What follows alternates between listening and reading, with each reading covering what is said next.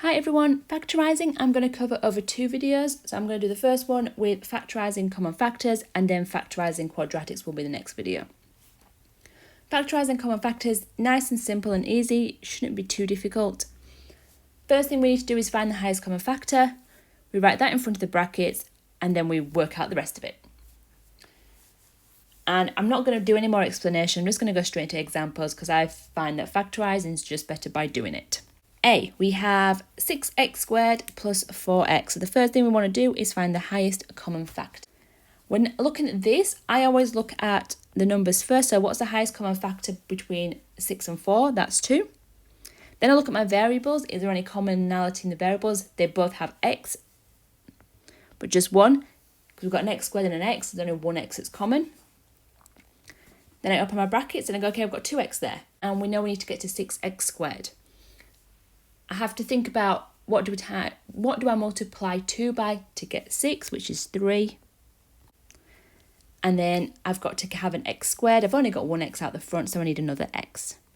Now we have 2x and we've got to get to 4x. So what do I have to multiply 2 by to get 4, which is just 2. And then I already have the x out the front that I need, so we can close our brackets. B, minus 2x squared minus 4x. Once again, what's the highest common factor? In the numbers, got minus 2 and minus 4, so minus 2 is the common factor. Once again, an x squared and an x, so just one x. Open your brackets. I have minus 2x out the front, but I need minus 2x squared. So all I'm missing is an x. Then I have minus 2x and I need to get to minus 4x. Now be careful here, if you're going to put a plus or a minus, it's going to be a plus because the minus is already out the front.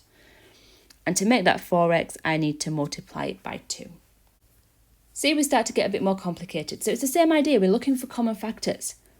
But now, this is split into two sections. So we're actually looking at the common factor between each of these two sections.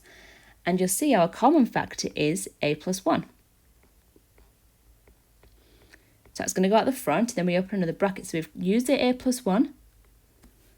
We've taken out that common factor. Now when I have these problems, what I then like to do is just look at what's left.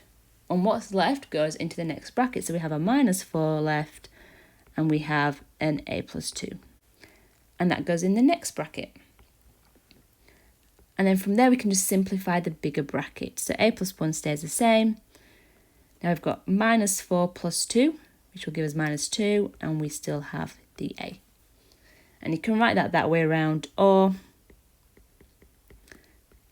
you can make it look a little bit nicer in the second bracket and write it as a minus 2. D. Now D, we have to think back to those expansion laws. And sometimes we have to reverse those and go backwards to be able to factorise. So in D, it is actually recognising that this is a difference of 2 squared. So this we could actually rewrite as 2 squared minus 3 squared y squared. Now if you're not sure about this rule, go back to my expansion video and I explain it in that one. What I'm going to quickly just do here is I'll write that rule. So it was a plus b multiplied by a minus b equals a squared minus b squared. What I could actually do is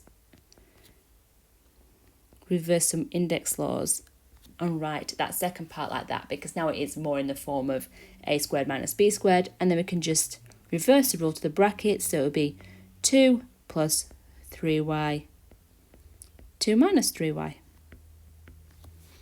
So all these rules you can just go backwards and forwards between, but you only get better by practice. E, so we're going to pull out what's common.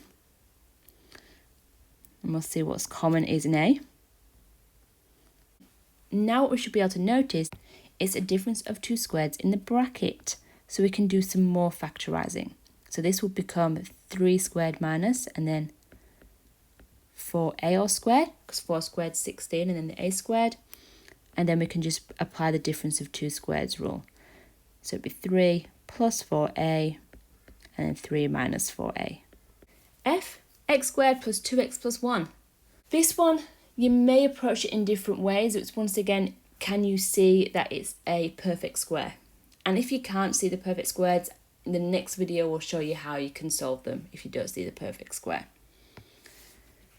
So I've told you that this one's a perfect square, so we can write this one in perfect square form, which would be x squared. I'll just write here the rule. So if we have a plus b all squared, that equals a squared plus 2ab plus b squared.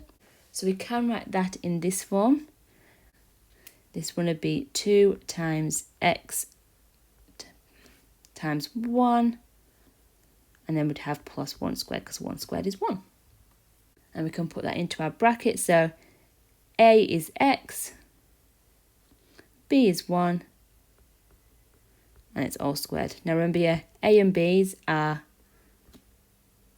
the start and the end of this with the squares.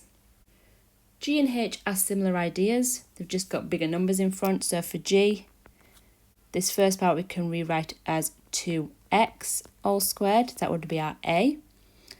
The middle part has to be 2 times A times B. So it's going to be 2 times by 2x. Now we have a 1 at the end, so that's 1 squared. So B is just 1 plus 1 squared. And then we can just put that straight into our bracket. So A is 2x, B is 1, and it's all squared. H is looking even more difficult, but one thing we can do with H to make it easy is actually factorise out a common factor first, which would be 2. So this would be 2, and then we'd have 4x squared minus 12x plus 9 in the brackets, and that part in the brackets is now a perfect square. So this would be 2x all squared minus 2 times a, which we know is 2x, times by b. Now 9 has to be something squared, which is 3, and then plus 3 squared. And then from here we can just put it in the brackets. Now we have the 2 at the front, a is 2x. Now because it is a minus here, it means it's going to be a minus in the brackets, and then our b value at the end is 3, and it's going to be that all squared. With some other things with factorising, and this will help us when we do quadratics, is sometimes we have an expansion, it looks like this, and then we need to factorise. So what I'm going to do first with this, I'm going to rearrange it so that I have common factors next to each other. There's 2 ways you can do this, doesn't matter, I'm going to do it this way. So I'm going to make this 3ab plus b plus 3ad plus d. So I've just swapped around the b and the d where they are in the equation. Now from here, I'm going to split this into 2 sections. Then I'm going to factorise each section separately. So common factor here is b.